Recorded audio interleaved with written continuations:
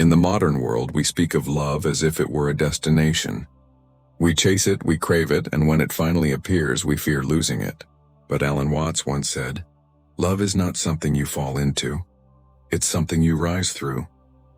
And perhaps this is what we've forgotten, that falling in love is not merely about another person, but about falling out of the illusion of separateness. It's not about possession or perfection or even happiness.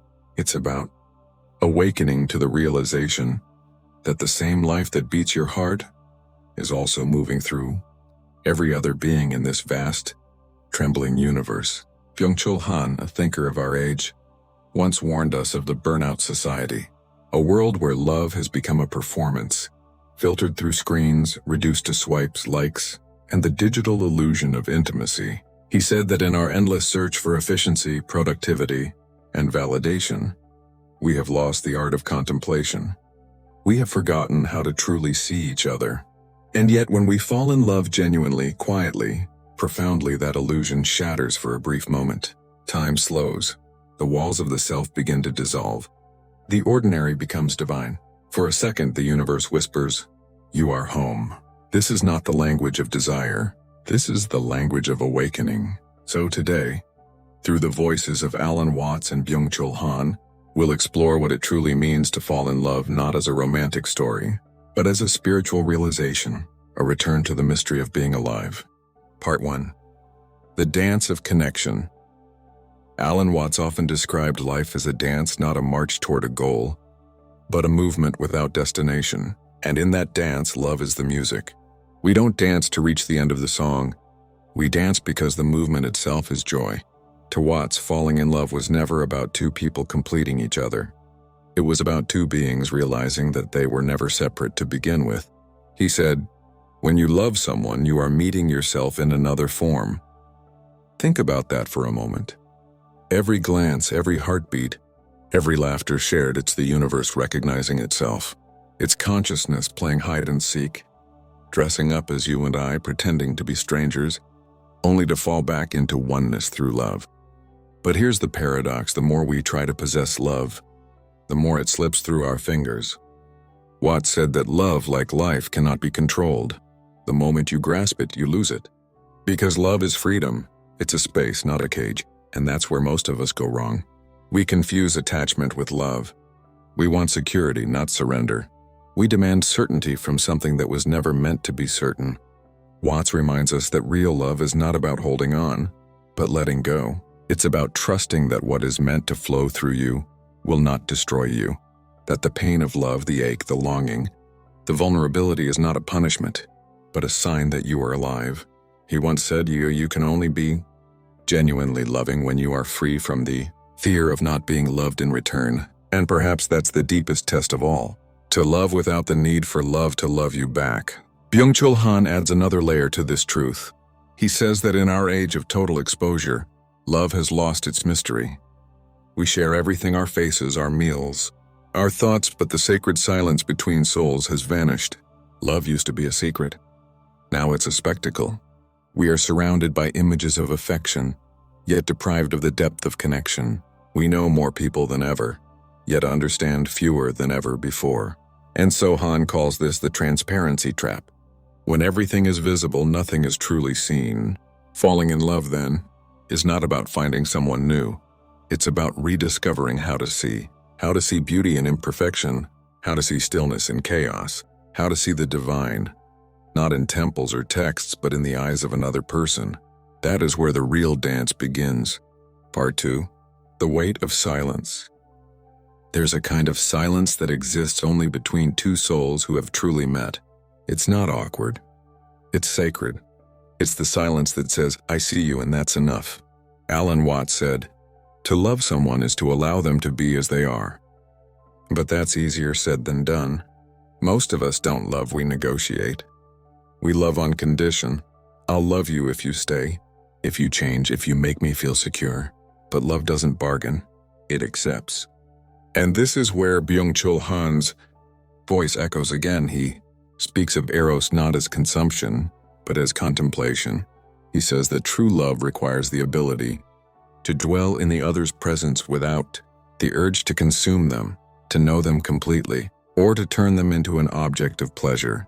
In a world obsessed with instant gratification, that patience is radical. To wait, to observe, to listen without needing to respond, that's love in its purest form. We've forgotten that love grows in the soil of mystery. Han reminds us that the soul needs distance, a gentle space where longing can breathe. Without mystery, love suffocates. Without silence, it collapses under noise. Watts would agree. He often compared love to music, again saying that the pauses between notes are as important as the notes themselves. The silence is what gives meaning to the sound. In that silence, you see the person not as an extension of your desire, but as a mirror of your being. You begin to realize that the purpose of love is not to escape loneliness, but to understand it. That the ache of missing someone is not a flaw, but a reminder that connection is sacred because it's fragile. When Watts spoke of the game of hide and seek the universe plays, he meant that love is how consciousness reminds itself of itself through joy and pain, through longing and reunion. To fall in love is to momentarily remember what it means to be alive. Byung-Chul Han warns that modern love has become too bright, too visible, too analyzed, too logical. We post every emotion, measure every moment, and analyze every message. But love is not a calculation. It's a surrender to something that cannot be measured, cannot be explained. To fall in love today is an act of rebellion. It's choosing vulnerability over efficiency. It's daring to care in a world that tells you to move on. It's letting silence speak louder than text messages ever could. So maybe falling in love is not about finding the one. Maybe it's about finding the courage to let your walls fall, to let life move through you again, to feel without defense. Because the truth is, when you fall in love, you don't fall into another person. You fall back into life itself. Part 3. The fear of losing love. Love in its most raw form is both a blessing and a terror. It opens us to beauty but also to loss. We crave intimacy, yet we tremble before its fragility. Alan Watts once said, "The more you cling to life, the more it slips away from you." And love is no different. We fear losing love because it touches something ancient inside us, the instinct to hold on to what gives meaning. But as Watts taught, this grasping is the very thing that creates suffering. The tighter you hold, the more love suffocates. It's like holding water in your hands. Cup them gently and it stays. Squeeze too hard and it escapes. This is the paradox of love. It can only live in freedom. Byung-Chul Han observes that our modern relationships have become fragile not because we love less, but because we try too much. We analyze, compare, and measure every connection, constantly fearing that we might lose or be replaced. He calls this the terror of exposure. We no longer experience love. We perform it. And in that performance, authenticity dies. Watts believed that love's impermanence is not a flaw, but its essence, because it mirrors life itself, fleeting, unpredictable, sacred. He said, "The meaning of life is just to be alive." It is so plain, and yet everybody rushes around in a great panic, as if it were necessary to achieve something beyond themselves. To love is to realize that you are already enough, and so is the other person, even if they leave. The fear of loss, Watts might say, is the ego's shadow. We are so conditioned to believe that love completes us that we panic at the thought of separation. But the truth is, love does not make you whole, it reveals that you already were. Byung-Chul Han echoes this in his critique of modern emotional culture. He writes that our constant search for connection hides a deeper loneliness, the loneliness of those who no longer know how to be alone. He says, without solitude, love turns into noise. To truly love someone, then, you must be at peace with the possibility of their absence. To hold someone while knowing they are not yours. To cherish without claiming. To love without fear is not human perfection, it's divine trust. Watts believed that when we stop clinging, we finally see love for what it is. Not a promise, but a presence. Not an object, but an experience. Not a possession, but a revelation of life's fragility and its beauty intertwined. And maybe this is why falling in love feels so terrifying. Because every time you open your heart, you are reminded of the one truth we all try to forget, that everything we love will someday change, fade, or vanish. But in that impermanence lies the very meaning of existence. Because only by accepting death can we truly love life. Part 4. The mirror of the soul. Alan Watts once said that when we fall in love, it's not that we find a perfect partner, it's that we discover ourselves reflected in someone else. The lover becomes a mirror in which the self awakens. He explained that we spend our lives wearing masks the me we present to the world. But love, true love, strips those masks away. It reveals who we are beneath all pretense, beyond all defense. Byung-Chul Han describes this as the eros of recognition. In an age of images, we are all trying to be seen but not truly known. He says we expose everything but reveal nothing. We crave the gaze of the other, yet we hide our depth behind filters and performances. To be seen, truly seen, is terrifying because it means surrendering control. It means allowing another person to witness your weakness, your confusion, your longing, and to still remain. Watts said that love reveals the illusion of the self because in that moment of deep connection, you and the other dissolve. There is only awareness recognizing awareness, like two mirrors facing each other reflecting infinity. That is the mystery of falling in love. You don't fall into another person. You fall into the vastness that exists between you. You realize that consciousness itself is playing both roles. You and the beloved are two expressions of the same life force dancing, meeting, separating, returning. Han warns that modern society has turned love into self-marketing. We curate identities, shape perceptions, and brand our emotions to appear desirable. But in doing so, we lose the sacred chaos of the unknown. We turn love into a transaction instead of a transformation. Watts would say this is the ultimate tragedy, because when love becomes a strategy, it loses its magic.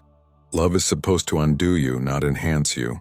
It's supposed to humble you, not inflate your ego. To love is to risk becoming nobody, and in becoming nobody, you discover your true self. Han adds, the beauty of love lies in its opacity, meaning you don't fully understand the other. And that's what keeps love alive. Mystery keeps the soul awake. In trying to fully know, define, and predict the other person, we kill the very essence that drew us to them. So love must remain a mirror, not a cage. You don't stare into it to fix your reflection. You gaze into it to remember that you exist at all. To fall in love is to awaken to the fact that the universe is alive and looking back at you through another pair of eyes. Part 5. The Death of the Ego. In every true love story, something must die. Not the body, not the relationship, but the ego. Alan Watts called love a form of spiritual death, because it demands that the self surrender. You cannot love while clinging to your separateness. You cannot love and still insist on control. He said, when you find out that there is no separate you, that's love. And in that moment, the ego, that fragile boundary between me and you, dissolves into the ocean of being. Byung-Chul Han writes that the modern person is exhausted from constant self-construction. We are always performing, always optimizing, always improving, and love becomes another arena for achievement. But love, he reminds us, is not an achievement. It's a surrender. It's not about self-expression, but self-forgetting. When you truly fall in love, you lose the sense of I. Time blurs. Identity fades. You are no longer a subject looking at an object, you are an event. An unfolding, a happening. Watts used to compare this to the ocean wave. Each wave is unique, but none are separate from the sea. In love, we realize we are not waves crashing into each other. We are the sea rising to meet itself. And yet this death of ego frightens us, because we think that if we let go, we'll disappear. But in truth, that's when we begin to live. Byung-Chul Han warns that modern love is too safe. We protect ourselves so much that nothing real can reach us. We date with caution, love with calculation, and build emotional firewalls to avoid pain. But in doing so, we prevent transformation. The ego says, be careful. Love whispers, be free. Watts believed that love's highest form is not passion or romance, but awakening a realization that there never was a you or me, only the dance of the cosmos expressing itself. To fall in love, then, is to die into life, to surrender the small self so that something infinite can move through you. Han would agree. Love is an act of radical openness. To love is to allow the other to exist in their fullness, without needing them to become part of your story. It's to recognize that what you love in them is the same mystery that animates you. So the death of ego is not a loss, it's liberation. Because only when the self falls away can the heart finally see. Only when you stop guarding your identity can love flow without fear. To fall in love, Alan Watts said, is to awaken to the game the universe is playing pretending to be two, so it can experience the joy of reunion. And every time we surrender to that play, even for a moment, we taste eternity. Part 6. The Stillness of True Love. Alan Watts often spoke of stillness not as the absence of movement, but as the presence of peace. He said, "You don't look out there for God, something in the sky. You look within." And in that same way, love too is not found in pursuit, but in presence. When two beings fall deeply in love, there comes a point where words are no longer needed. Silence itself becomes a language. Byung-Chul Han calls this the eros of contemplation, a love that exists not in the frenzy of expression, but in the calm of mutual awareness. In our world, noise has replaced meaning. We scroll endlessly, speak constantly, and chase validation in every direction. We are restless even in love, constantly seeking proof, assurance, evidence that we are cared for. But true love, Han says, needs no proof. It does not thrive in the glare of attention, but in the quiet trust that requires nothing in return. Watts once said, "Muddy water is best cleared by leaving it alone." And the same is true for love. The more we stir it with fear, the more it clouds. But if we let it rest, if we trust its natural rhythm, the truth of love reveals itself in clarity. Byung-Chul Han warns that modern society has turned love into data. We analyze relationships like algorithms, measure attraction with compatibility tests, and seek comfort in statistics instead of mystery. But love, he reminds us, cannot be digitized. It cannot be captured in text messages, or stored in cloud servers, or translated through emojis. Love belongs to the analog world, the world of heartbeat, gaze, silence, and touch. True love is stillness in motion. It doesn't rush, doesn't chase, doesn't demand. It flows naturally, like a river that knows its own destination. Watts compared love to breathing. You don't command it, you let it happen. Inhale, exhale, give, receive, a perfect balance between holding and releasing. He said, "To be in love with life is to be in rhythm with the universe." And when you truly love someone, you fall into that rhythm. The heartbeat of the world becomes one with your own. The moments between words become sacred. The silence becomes full, not empty. Han would say that this stillness is what modern love fears most because it cannot be displayed. It cannot be posted or performed. It exists only in the private space where two souls simply are. He calls it the invisible intimacy, the kind that cannot be monetized or broadcasted, but that shapes your entire being in silence. To find that stillness, you must unlearn everything the world taught you about love. You must forget the fantasy of completion, the myth of perfection, the addiction to drama, because real love is not an event. It is a state of being, a stillness that hums quietly beneath every heartbeat. Watts reminds us that enlightenment and love are not separate things. They are the same.